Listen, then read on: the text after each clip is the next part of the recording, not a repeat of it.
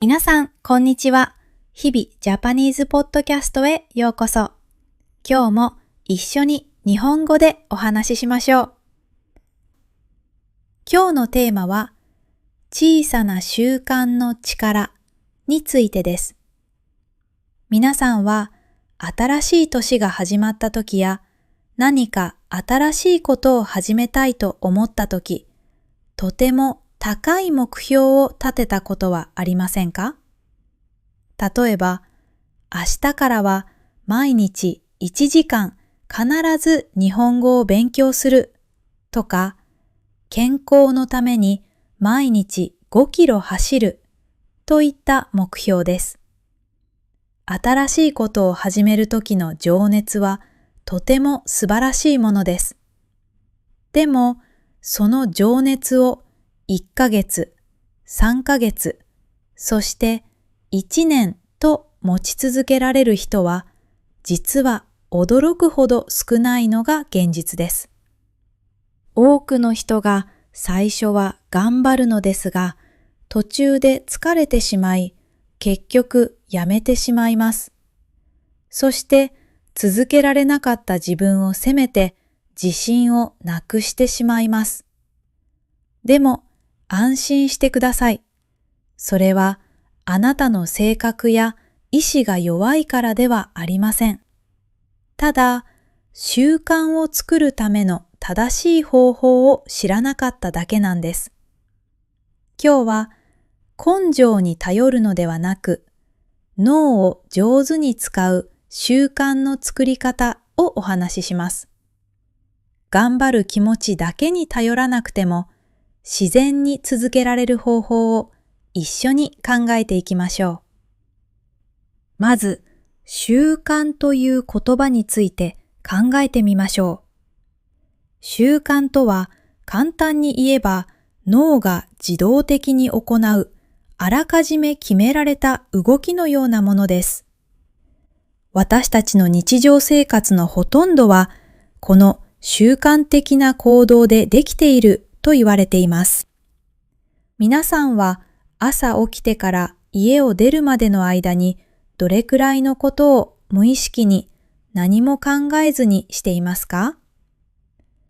布団を畳む、カーテンを開ける、コップ一杯の水を飲む、歯を磨く、服を着替える。これらは、よし、やるぞと強い決意をしなくても体が勝手に動きますよね。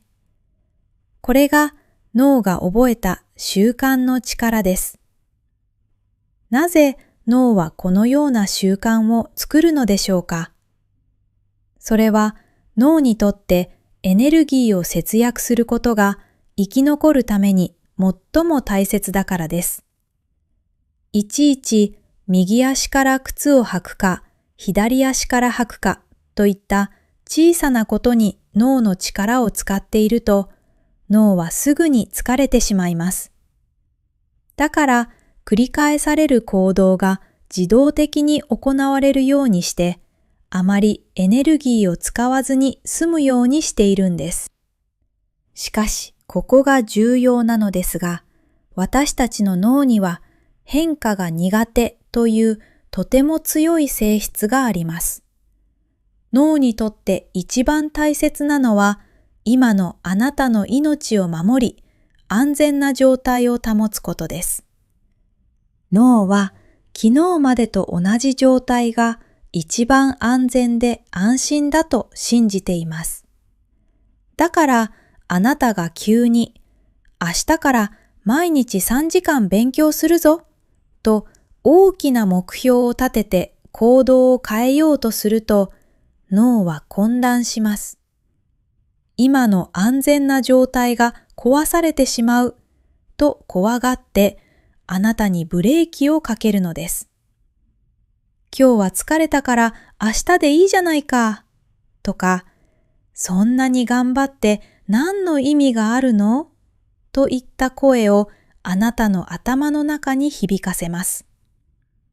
新しいことが続かずにすぐにやめてしまうのは、実は脳があなたを変化の危険から守ろうとしている正常な反応なんです。この性質を理解せずに自分を責めるのはもう終わりにしましょう。世の中にはたくさんの良い習慣がありますよね。皆さんは良い習慣と聞いてどんなことを思い浮かべますか？例えば、健康のために毎日運動をすること、自分の時間を大切にするために朝早く起きること、知識を増やすために寝る前に30分だけ本を読むこと。どれも素晴らしい習慣です。皆さんもこんな生活いいなぁと思ったことはありませんか？私たちの多くはより良い自分になりたいと願っています。だからこそ新しい習慣に挑戦しようとします。例えば、毎日おいしい料理を作ることや、毎日日記を書くこと、英語や日本語の勉強を毎日欠かさず続けること。これらが当たり前になれば、1年後の自分はもっと輝いているはずだとワクワクします。しかし、現実はどうでしょうか？皆さんも、よし、今日からやるぞと決めたのに、いつの間にかやめてしまった経験はありませんか？ここで私の友人の田中さんの話をしましょう。田中さんはとても真面目な人で自分を変えたいと考えていました。そんな田中さんが去年の正月に大きな決心をしました。よし、今年こそは絶対に運動を続ける。明日から毎日10キロ走るぞと宣言しました。1日目、田中さんはやる気でいっぱいでした。最新のランニングシューズを履いて外に飛び出しました。息を切らしながらも一生懸命に10キロを走り抜きました。走り終わった後の彼は達成感でいっぱいでした。自分もやればできるじゃないかと自信満々だったんです。しかし2日目の朝、田中さんが目を覚ますと体の様子がいつもと違いました。足が棒のように固まり、ひどい筋肉痛で歩くのもやっとの状態だったのです。それでも彼は決めたことだからと自分に言い聞かせ、痛みに耐えながら無理やり走りに出かけました。でも昨日のようには走れません。体は重く、心も少しずつ重くなっていきました。そして3日目、外は雨が降っていました。田中さんは暖かい布団の中で目覚まし時計を止めました。筋肉痛はまだ治っていないし、雨の中を走って風邪をひいたら大変だ。今日は休んで、明日からまた頑張ろう、と自分に言い聞かせて、彼は再び眠りに落ちました。皆さんはこの後の田中さんがどうなったか想像がつきますか？4日目、雨は止んでいましたが、田中さんは走りませんでした。5日目も走りませんでした。彼は、自分はなんて意志が弱いんだ、と自分を責めるようになってしまいました。なぜ田中さんは失敗してしまったのでしょうか？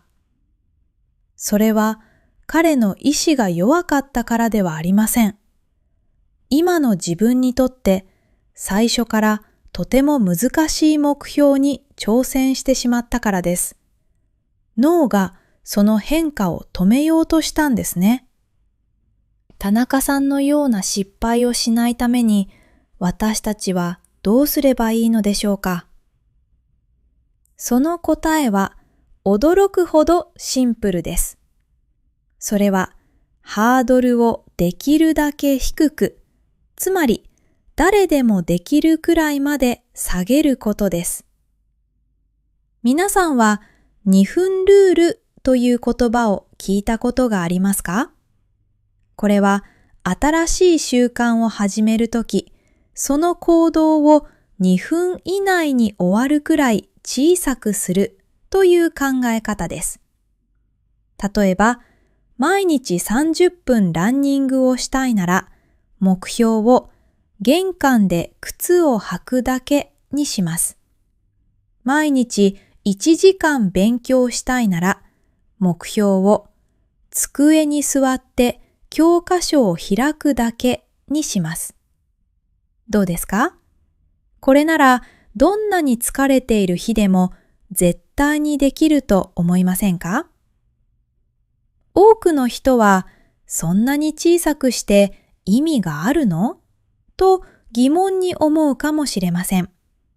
でも実はこれが一番大切なポイントなんです。習慣で一番難しいのは内容の良し悪しではなく、その行動を始めることそのものだからです。一度靴を履いて外に出てしまえば、そのまま5分くらい歩いてみようかなという気持ちが自然に湧いてきます。教科書を開いてしまえば、一行だけ読んでみようかなという気持ちになります。もし本当に気分が乗らなくて、靴を履いただけで家に戻ったとしても、それは失敗ではありません。今日も決めたことができたという事実があなたの心に小さな自信を与えてくれます。今日もできたという感覚こそが脳にとって最高の報酬になるんです。皆さんもまずは小さすぎて失敗することさえできない、そんな目標から始めてみませんか？実はこんな風に話している私自身も昔は意志の力だけで自分を変えようとして何度も失敗を繰り返してきました。一番の悩みは早起きでした。当時の私は夜遅くまでパソコンで作業をして、朝はいつもギリギリまで寝ている生活を送っていました。でも朝の光を浴びて静かな時間の中でコーヒーを飲みながら本を読んでいる人の話を聞いてとても憧れていました。よし、私も明日から生まれ変わるぞと心に誓いました。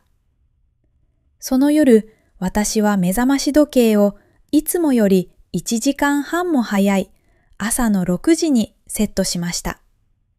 寝る前はやる気でいっぱいでした。明日から私の新しい人生が始まるんだと本気で信じていたんです。ところが翌朝の6時、鳴り響くアラームの音で目が覚めたとき、私の頭の中には昨日の夜の決意など全く残っていませんでした。ただただ眠くて体がとても重く感じました。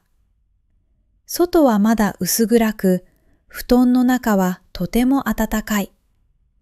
その時、私の心の中でもう一人の自分がこう囁きました。あと5分だけ。いや、あと30分だけ寝ても大丈夫だよ。結局、私は何度もスヌーズボタンを押し続け、ようやく起き上がったのはいつも通りの7時半でした。起きた瞬間に感じたのは、爽やかな朝の気分ではなく、自分を強く責める気持ちでした。またできなかった。自分はなんて意志が弱いんだろう。そんな風に自分を責める毎日が何週間も続きました。皆さんも自分の意志を信じて裏切られたとき、悲しい気持ちになったことはありませんか？当時の私はうまくいかないのは自分のやる気や根性が足りないからだと思っていました。でも、それは間違いでした。私は脳の性質を無視して無理なやり方をしていただけでした。自分を責めるのをやめた私はやり方を変えることにしました。一気に1時間半も早く起きるのではなく、たったの5分だけ早く起きることにしたんです。皆さんは5分と聞いてどう思いますか？そんなの短すぎて意味がないと思いましたか？でも、この5分が私にとっては大きな変化をもたらしてくれたのです。最初の1週間は7時25分にアラームをセットしました。いつもよりたった5分早いだけですから、脳は、おや？いつもとあまり変わらないね、と変化に気づきませんでした。朝起きた時の辛さもほとんどありません。2週目はさらに5分早めて7時20分。3週目は7時15分。こうしてカレンダーに丸をつけながらとてもゆっくりしたペース、時間を早めていきました。同時に朝起きるのを助けてくれる小さな工夫も取り入れました。例えば、目が覚めたらすぐにカーテンを開けて太陽の光を浴びること。夜のうちにお気に入りのコーヒーカップをテーブルに出しておくこと。1ヶ月が経った頃、私は気づけば7時に起きられるようになっていました。以前のように布団の中で自分と戦う必要はありません。体が自然にその時間に目覚めるようになっていたのです。気合だけで頑張るのではなく、脳を驚かせないように少しずつ環境を変えていく。このやり方の力を実感したとき、私は初めて自分を変えることは楽しいことなんだと心から思えるようになりました。今は当初の目標だった6時にかなり近づいています。静かな朝の時間に飲むコーヒーの美味しさは格別ですよ。もう一人、私の友人で習慣づくりが上手な佐藤さんの話をしましょう。彼女はフルタイムで忙しく働きながら、なんと3つの国の言葉を話すことができます。彼女はきっとものすごく意志が強くて、毎日何時間も机に向かっているんだろうと私は思っていました。でも理由は別のところにありました。ある日、彼女の家に遊びに行った私は、トイレのドアの内側に外国語の単語が書かれた紙が貼ってあるのを見つけました。佐藤さん、これ何？と私が聞くと、彼女は笑ってこう答えました。私はね、トイレに入ったら必ず単語を一つだけ見るって決めているの。彼女は勉強しようと思って机に座る時間を無理に作っているわけではありませんでした。生活の中ですでにある習慣、つまりトイレに行くという行動に新しい習慣である単語を見ることを一緒にするようにしていたんです。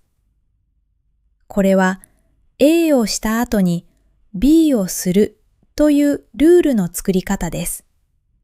他にも彼女はお湯が沸くまでの間だけリスニングをするとか、お風呂から上がったら一行だけ日記を書くといった小さなルールをたくさん持っていました。彼女は言います。私は努力をしているんじゃなくて、考えるのをやめているだけなの。次に何をしようかなと考えるのが一番疲れるから、最初からセットにしておくんだ。どうですか？これなら特別な才能や強い意志がなくても自分にもできそうだと思いませんか？大切なのは生活の流れを止めずに、その隙間に小さな習慣を少しずつ入れていくことなんです。佐藤さんはこうした小さな行動を続けて、数年後には驚くような語彙力を手に入れていました。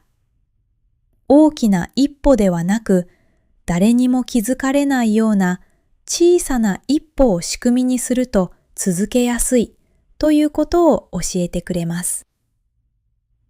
さて、ここまでいろいろなエピソードをお話ししてきましたが、これを日本語の勉強で考えるとどんなことができるでしょうか？毎日必ず単語を30個覚えようとしたり、文法の教科書を10ページ読もうとするのは素晴らしいことですが、続けるのは大変ですよね。例えば、こんな小さな一歩にするのはどうでしょうか？毎日単語帳を1回だけ開く。1回開くだけで閉じても大丈夫です。毎日日本語の歌を1曲だけ移動中に聞く。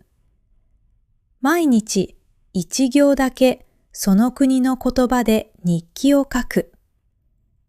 あるいは日本語のニュースサイトを一つ開いて写真を見るだけでもいいかもしれません。どうですか？これならどんなに仕事や学校が忙しい日でも寝る前の1分でできそうですよね。大切なのは時間や量を気にしすぎないことです。多くの学習者が今日は10分しかできなかったと自分を責めてしまいます。でも10分やったということはゼロではなかったということです。昨日までの自分が積み上げてきた勉強を続けられたということです。例えば1分でも日本語の音を聞いたり文字を見たりすることで、あなたの脳は日本語は自分にとって必要なものなんだなと覚え続けます。完璧を目指す必要はありません。まずは毎日欠かさず日本語に触れているというそのこと自体を楽しみましょう。その小さな積み重ねがいつの間にか難しい文法や長い文章を理解するための大きな力に変わっていくはずです。最後にもう一つだけとても大切なことをお伝えします。習慣を続けていく中でどうしてもできない日があるかもしれません。風邪をひいたり、急な用事が入ったりしてどうしても時間が取れない日などです。そんな時はどうすればいいのでしょうか？私が大切にしているルールは、2日続けて休まないということです。1日休んでしまうのは仕方のないことです。でも、2日休んでしまうと、それは続かなくなるきっかけになってしまいます。もし昨日できなかったら、今日はたった10秒でいいからやってみる。そうやってすぐに元のリズムに戻ることが習慣を続けられるようになるコツです。今日お話しした小さな習慣の一つとして、このポッドキャストを繰り返し聞くことを加えてみませんか？全部の内容を完璧に理解しようとしなくても大丈夫です。朝の準備をしながら、家事をしながら、夜寝る前のリラックスタイムに、ただこのポッドキャストを聞き流すだけ。それだけであなたの耳は少しずつ日本語のリズムに慣れていきます。今日、こうして最後まで聞いてくれたあなたは、すでに自分を変える力を持っています。小さな行動を毎日続けることで、少しずつ大きな変化が生まれます。あなたの小さな一歩が1年後、今よりずっと良い状態へとつながっていきます。昨日より今日、今日より明日、一歩ずつ歩いていきましょう。今日聞いたことの中で一つだけでいいので、何か今日中にできる小さなことを選んでみてくださいね。それではまた次回のポッドキャストでお会いしましょう。さようなら。